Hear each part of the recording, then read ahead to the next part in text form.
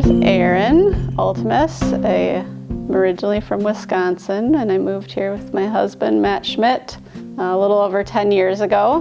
We started our kennel, Sawtooth Racing. I am a nurse at our local hospital, a writer, and a mom. We have a 6-year-old daughter and 30 Alaskan Huskies in our kennel. Matt and I have been racing for 12 or 13 years. We've always talked about going to Alaska to do the Iditarod. Early on, it seemed more feasible, and then, we had our daughter Sylvia, and for a long time there, it was all we could do to get to a race like Bear Grease while juggling, a small child and training for the races. But this year, a friend, Anna Hennessy, also was planning to do Iditarod, and we have several dogs who are 6 years old that seemed capable of doing Iditarod and a good, strong team behind them. So it seemed like a good year to take it on. So I just took the bull by the horns and signed up.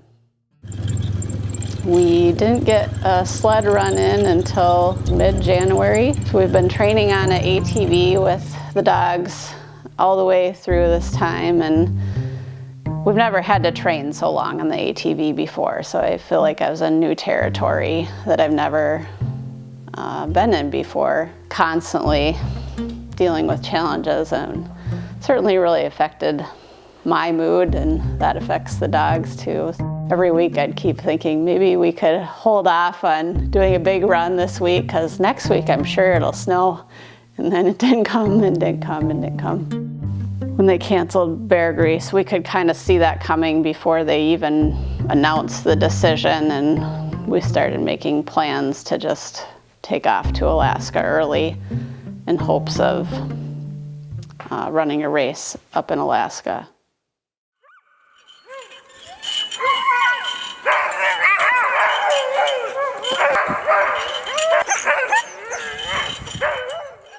I want to not lose my team anywhere along the way. We're starting with small goals here. Yep, and I don't want to break the sled.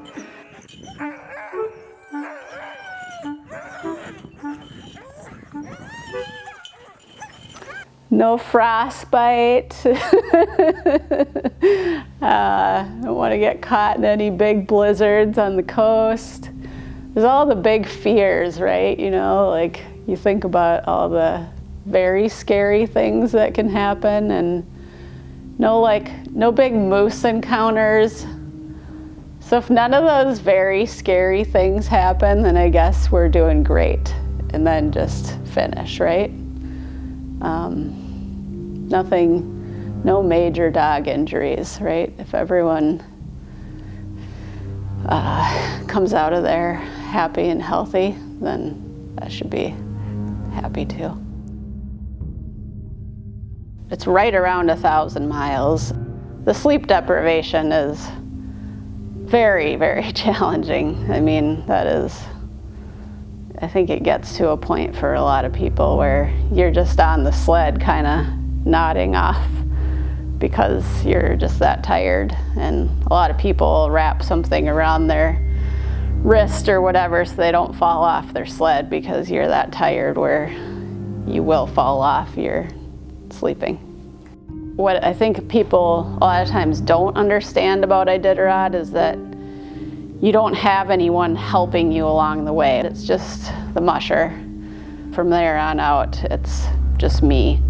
I lay down my straw, I take the booties off, I snack my dogs, I feed my dogs, get myself hydrated and start up my cooker. Whether you have 16 dogs in your team or if, as you go along, maybe someone gets injured or tired and they go home. So eventually you might just have 12 or 10 dogs by the end of the race, but it's just you taking care of your dogs that whole time.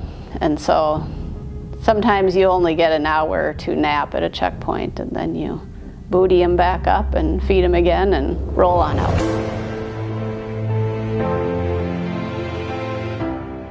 It's been pretty incredible.